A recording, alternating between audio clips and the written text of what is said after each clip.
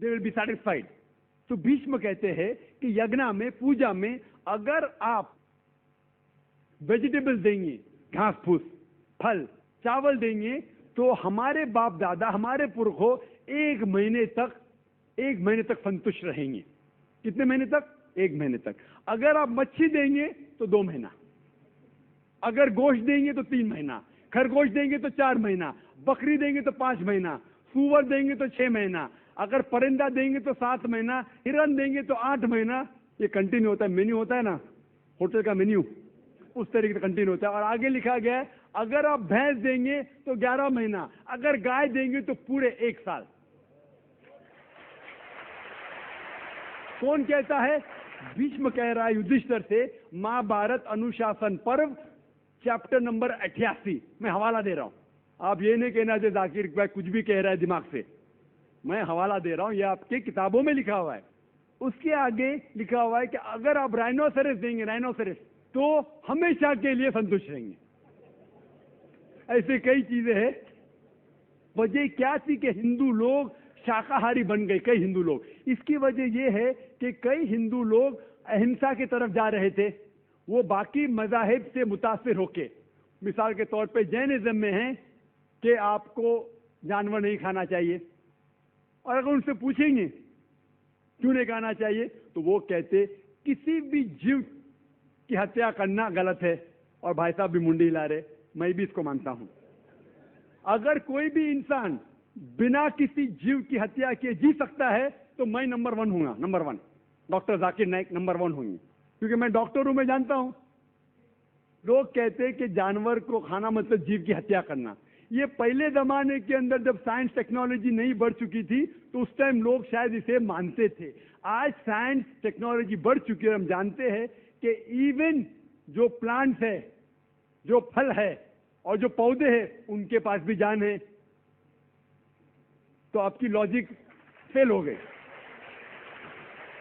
अभी जब हमें ये पता चला कि पेड़ पौधे और फल की भी जान है, तो लॉजिक में जरा तब्दीली आ गई। अभी लोग कहते हैं हमें पता है कि पेड़ पौधे की जान है, लेकिन पेड़ पौधे को दर्द का एहसास नहीं होता। ठीक है भाई, ये पहले की बात है। आज साइंस बढ़ चुकी है, हम जानते हैं कि पेड़ पौधे को भी दर्द होता है। वो हंस भी सकते, वो रो भी सकते, उनको भी दर्द होता है। लेकिन ये अलग बात है कि वो जब चिल्लाते हैं उनकी चीख हमारे कानों तक सुनाई नहीं देती, क्योंकि इंसान सिर्फ 20 साइकिल से लेके 20,000 साइकिल्स पर सेकंड तक सुन सकता है।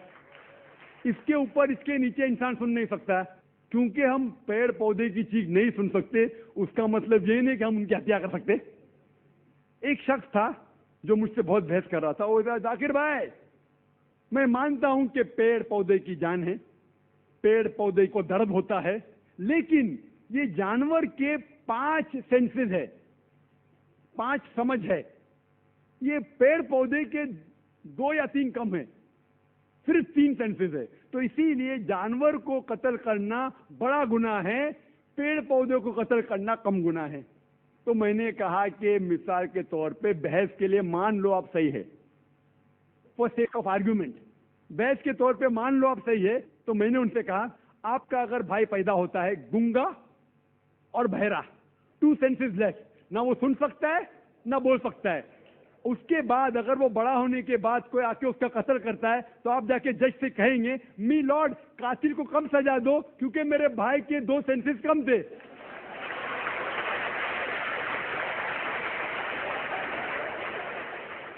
आप तो उल्टा ये कहेंगे कि मेरा भाई तो मासूम था, वो गूंगा था, सुन भी नहीं सकता था, बोल भी नहीं सकता था, उसको डबल सजा दो।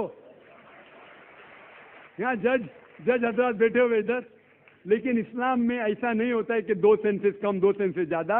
अल्लाह ताला फरमाते सूरह बकरा में सूरा नंबर 2 आयत नंबर 168 में, या अल्लज़ीना आमनू, ओ मोमिनो, आप वो खाओ जो आपके लिए हलाल है। जो हलाल है आप खा सकते। आप जो सांस ले रहे, भाई साहब सांस ले रहे, आपको पता है कि millions of germs are dying. ये जिरासिम जो आप सांस लेके, उनको भी जान है।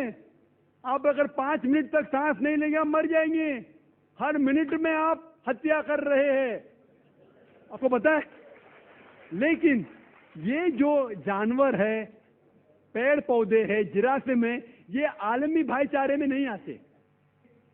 इनका कत्ल करना आम तौर से हराम है, लेकिन अगर आपको जीने के लिए इनका कत्ल करते हैं अल्लाह का नाम लेते हुए कि हम उनको कत्ल कर रहे हैं, तो ये गुनाह नहीं है। लेकिन सिर्फ हमारे निशानेबाजी के लिए अगर मैं कोई जानवर का कत्ल करता हूं वो हराम है, लेकिन खाने के लिए अगर मैं जानवर का कत्ल करता हूं या पेड़ पौधे काटता हूं खाने के लिए, तो ये इस्लाम में इजाजत है। जो जानवर की इजाजत है, जो जानवर हलाल है, उसको आप काट सकते हैं खाने के लिए, सिर्फ निशानीबाजी के लिए नहीं।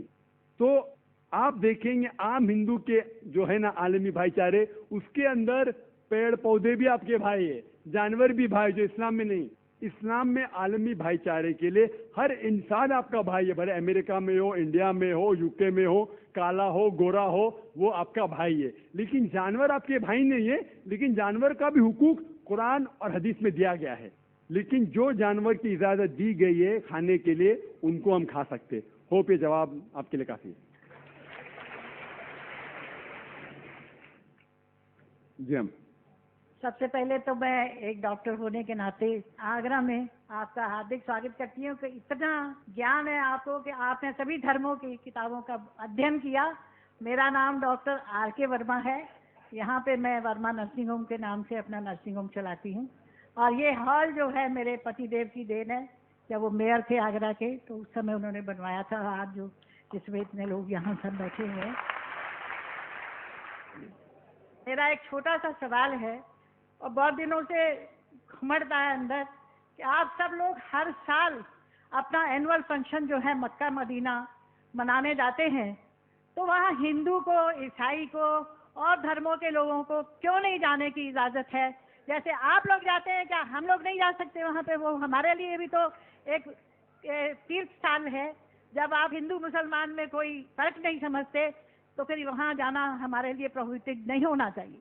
डॉक्टर वर्मा साहिबा ने बहुत अच्छा सवाल पूछा, और ये मेरी किताब में 10वां सवाल है, जो गलतफहमी नंबर 10 है। मेरी किताब आप पढ़ेंगे, गलतफहमी नंबर 10। और डॉक्टर साहिबा ने बहुत सही फरमाया कि अगर हम आलमी भाईचारे में मानते हैं, तो सिर्फ मुसलमान को क्यों इजाजत है मक्का और मदीना में जाने की?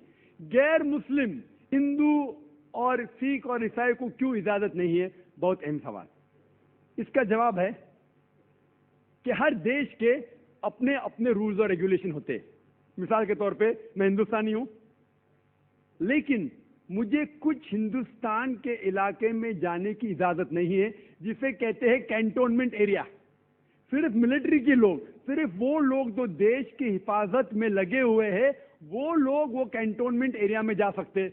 मैं इन्हें झगड़ सकता हूं, मैं इस देश का नागरिक हूं, मुझे क्यों नहीं जाने देते? मैं, ये गवर्नमेंट का रूल है। ये कैंटोनमेंट एरिया है, मतलब खाली वो लोग, वो शख्स जो मिलिट्री के लोग हैं, जो देश की हिफाजत में लगे हुए, सिर्फ उनको इजाजत है। ये रूल है। इसी तरीके से मक्का और मदीना मेरे हिसाब से इस्लाम का कैंटोनमेंट एरिया है। वो लोग, सिर्फ वो इंसान जो इस्लाम के लिए जान देने को तैयार है, वो लोग को अलाउड है, बाकी लोग को नहीं। हम मानते हैं कि सब इंसान हमारे भाई है, भाईचारा के अंदर वो इंसानी भाई है, उसका हम एतराज नहीं करते, लेकिन सिर्फ वो भाई लोग अलाउड है जो इस्लाम के लिए जान देने को तैयार है। और एक इसका जवाब है कि जब भी आप कोई मुल्क में जाते हैं, उसके लिए आपको वीजा लेने पड़ता है, वीजा। और सबसे डिफिकल्ट है अमेरिका का वीजा, खुसूसन 11 सितंबर के बाद। 50 सवाल पूछते।